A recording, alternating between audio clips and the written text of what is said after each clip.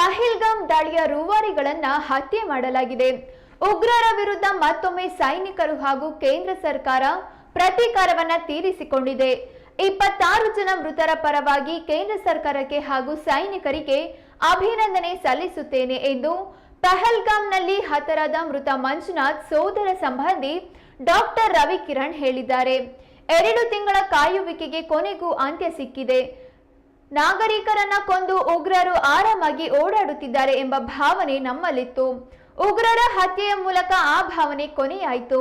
ಪ್ರಧಾನಿ ಮೋದಿ ಈ ಆಪರೇಷನ್ಗೆ ಆಪರೇಷನ್ ಮಹಾದೇವ ಎಂಬ ಹೆಸರನ್ನ ಇಟ್ಟಿದ್ದಾರೆ. ಒಳ್ಳೆಯ ಹೆಸರು ಕೊಟ್ಟು ಹೆಸರಿಗೆ ತಕ್ಕಂತೆ ಉಗ್ರರಿಗೆ ಶಿಕ್ಷೆಯನ್ನು ಕೊಟ್ಟಿದ್ದಾರೆ.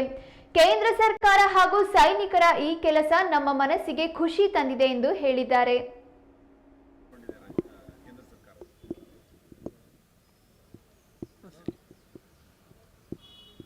ಪಹಲ್ಗಾವ್ ದಾಳಿಯ ರೂವಾರಿಗಳು ಯಾರಿದ್ದಾರೆ ಅವರನ್ನು 2 ದಿವಸದ ಕೆಳಗಡೆಗೆ ಅವರನ್ನು ಸಾಯಿಸುವುದರ ಮುಖಾಂತರ ಮತ್ತೊಮ್ಮೆ ಒಂದು ಪ್ರತೀಕಾರವನ್ನು ಕೇಂದ್ರ ಸರ್ಕಾರ ಮತ್ತು ನಮ್ಮ ಆರ್ಮ್ಡ್ ಫೋರ್ಸಸ್ ಆರ್ಮಿ ಏನಿದೆ ಅದು ತೀರಿಸ್ಕೊಂಡಿದೆ. ನಮ್ಮ ಎಲ್ಲ 26 ಜನ ಮೃತರ ಎಲ್ಲರ ಪರವಾಗಿ ನಾನು ಕೇಂದ್ರ ಸರ್ಕಾರಕ್ಕೂ ಮತ್ತು ನಮ್ಮ ಆರ್ಮಿಗೂ ಅತ್ಯಂತ ಹೃದಯಪೂರ್ವಕವಾದ ಒಂದು ಅಭಿನಂದನೆಗಳನ್ನು ಈ ಸಂದರ್ಭದಲ್ಲಿ ಸಲ್ಲಿಸ್ತೀನಿ. ಒಟ್ಟಾರೆ ಸುಮಾರು ಒಂದು 2-2.5 ತಿಂಗಳ ಒಂದು ಕಾಯುವಿಕೆ ಒಂದು ರೀತಿ ಅಂತ್ಯ ಆಗಿದೆ.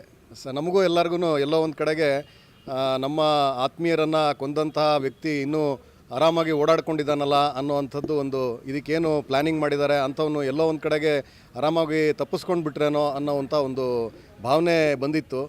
ಆದರೆ ಆಗಲೇ ಪ್ರಧಾನಮಂತ್ರಿಯವರು ಪದೇ ಪದೇ ಹೇಳ್ತಾ ಇದ್ದರು ಆಪರೇಷನ್ ಸಿಂಧೂರ್ ಇನ್ನೂ ಮುಗಿದಿಲ್ಲ ಅಂಥೇಳಿ ಹೇಳ್ತಾ ಇದ್ದರು. ಅಷ್ಟರ ಮಧ್ಯದಲ್ಲಿ ಆಪರೇಷನ್ ಮಹಾದೇವ್ ಅನ್ನೋವಂಥ ಒಂದು ಹೆಸರು ಕೇಳ್ಪಟ್ವಿ. ಭಾಳ ಒಂಥರ ರೋಚಕವಾಗಿರೋವಂಥ ಹೆಸರನ್ನು ಕೂಡ ಕೊಟ್ಟಿದ್ದಾರೆ ಆಪರೇಷನ್ ಮಹಾದೇವ್. ನಾವೆಲ್ಲ ಗೊತ್ತಿರೋ ಹಾಗೆ ಮಹಾದೇವ ಯಾವುದೇ ತಪ್ಪು ಮಾಡಿದವರು ಯಾರಿಗೂ ಅವನು ಶಿಕ್ಷೆ ಕೊಡೋದೇ ಬಿಡೋದಿಲ್ಲ. ಯಾವುದೇ ತಪ್ಪನ್ನು ಕ್ಷಮಿಸೋವಂಥವನಲ್ಲ ಮಹಾದೇವ. ಸೊ ಭಾಳ ಒಳ್ಳೆಯ ಒಂದು ಹೆಸರನ್ನು ಕೊಟ್ಟು ಹೆಸರಿಗೆ ತಕ್ಕಂತೆ ಒಂದು ಆಪರೇಷನನ್ನು ನಡೆಸಿ ಯಾರಿಗೇನು ಶಿಕ್ಷೆ ಕೊಡಬೇಕಾಗಿತ್ತೋ ಆ ರೀತಿಯನ್ನು ಶಿಕ್ಷೆಯನ್ನು ಕೊಟ್ಟಿದ್ದಾರೆ. ಸೊ ಇದಕ್ಕೆ ನಾನು ಮತ್ತೊಮ್ಮೆ ಕೇಂದ್ರ ಸರ್ಕಾರ ಮತ್ತು ಆರ್ಮಿ ಎರಡಕ್ಕೂ ನಾನು ನಮ್ಮ ರಕ್ಷಣಾ ಸಚಿವರು ಎಲ್ಲರಿಗೂ ಕೂಡ ಇದಕ್ಕೆ ಮತ್ತೊಮ್ಮೆ ಅಭಿನಂದನೆಗಳನ್ನು ಸಲ್ಲಿಸ್ತೀವಿ. ಮನಸ್ಸಿಗೆ ಒಂದು ರೀತಿ ಸಮಾಧಾನ ತಂದಿದೆ ಈ ಒಂದು ಕೆಲಸ ಅಂತಲೇ ಹೇಳ್ಬೋದು ಅಂತ ಅನಿಸುತ್ತೆ ಸರ್.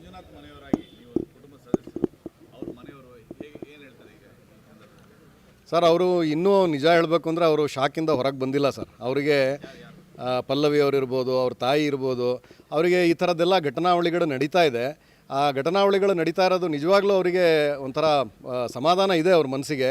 ಹೌದು, ನನ್ನ ಮಗನನ್ನು ಕೊಂದಂಥವನು ಅಥವಾ ನನ್ನ ಗಂಡನನ್ನು ಕೊಂದಂಥವನು ಇವತ್ತು ಸತ್ತಿದ್ದಾನೆ ಅನ್ನೋವಂಥದ್ದು. ಯಾಕಂದರೆ ಮೊನ್ನೆನೂ ಪ್ರಶಾಂತ್ ಭೂಷಣ್ ಅವರ ವೈಫು ಹೇಳಿದ್ದು ತಾವೆಲ್ಲ ಕೇಳಿಸ್ಕೊಂಡಿರ್ಬೋದು ಸರ್. ನಂಗೆ ಅವನ ಮುಖ ಇನ್ನೂ ನನ್ನ ಮನಸ್ಸಿನಿಂದ ಮರೆಮಾಚ್ತಾ ಇಲ್ಲ, ಅವನ ಮುಖ ಈಗಲೂ ನನ್ನ ಕಣ್ಣೆದರಿಗೆ ಬಂದು ನಿಂತ್ಕೊಳ್ತಾ ಇದೆ ಅಂತ ಹೇಳ್ತಾಯಿದ್ರು.